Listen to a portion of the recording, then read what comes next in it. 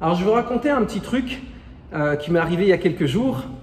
Peut-être vous allez vous y reconnaître. Et donc j'arrive à la salle, je viens pour m'entraîner, un dimanche classique, je rentre dans le club, etc. Boum boum, je me prépare, je m'échauffe un peu, je tourne la tête et là je croise un pote d'il y a 4-5 ans au moins, je ne l'avais pas vu. Et ce pote, il faut savoir que quand il s'est inscrit à la salle il y a 4-5 ans, son objectif c'était perdre un peu de poids, donc sécher, et prendre un peu de muscle, donc se muscler. Jusque-là, pas de problème. Sauf que le mec, en 5 ans, il n'a pas changé.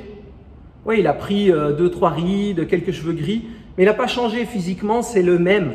Il a la même quantité de gras, il a la même quantité de muscles qu'avant. Et le pire, c'est que quand on discute et je lui fais « alors ça va l'entraînement, comment ça se passe, etc. » Il me répond, mais vraiment convaincu de lui-même, il me répond « écoute, ouais, je m'entraîne dur, je fais attention à ce que je mange, etc. » Donc le gars, si tu l'écoutes, tu te dis il a une hygiène de vie nickel.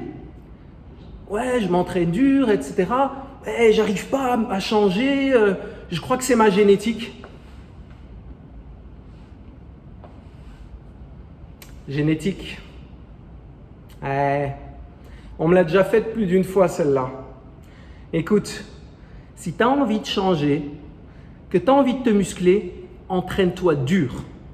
Tu as envie de sécher, fais vraiment attention à ce que tu manges. Calcule ce que tu manges, ce que tu mets dans ton assiette. Il faut pas… C'est souvent le cas en fait. Les gens, enfin je dis les gens, mais c'est tout le monde, hein, moi aussi ça m'arrive pour plein de choses. Et les gens vont te dire qu'ils font tout, ils n'arrivent pas là où ils veulent et ils vont trouver un prétexte qui va justifier leur échec. Plutôt que de se dire « bon, j'y suis pas arrivé, peut-être qu'il y a quelque chose que je fais pas bien ».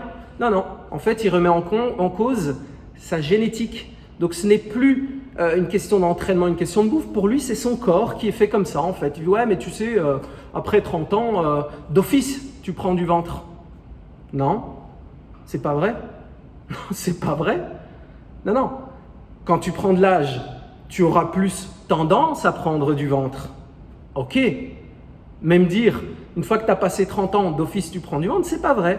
Donc, si tu te reconnais là-dedans, mets-toi un bon coup de pied au cul, un bon coup de fouet qui va te réveiller et qui va te refaire faire ce qu'il faut et te regarder droit dans la glace comme tu es vraiment et par rapport à ce que tu fais vraiment, parce que c'est qu'en faisant ça que tu pourras changer vraiment. Sur ce, je te dis à la prochaine.